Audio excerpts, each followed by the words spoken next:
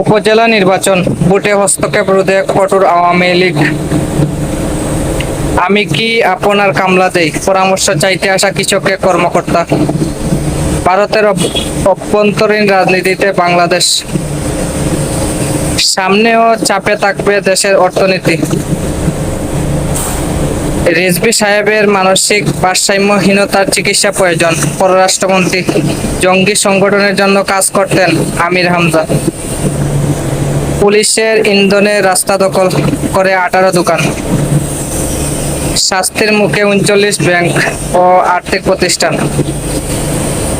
বিশ্বব্যাংকের প্রতিবেদন, বাংলাদেশের অর্থনীতিতে 4 চ্যালেঞ্জ, 3 ঝুঁকি। জুন থেকে ঢাকায় ফিটনেসবিহীন গাড়ির বিরুদ্ধে অভিযান।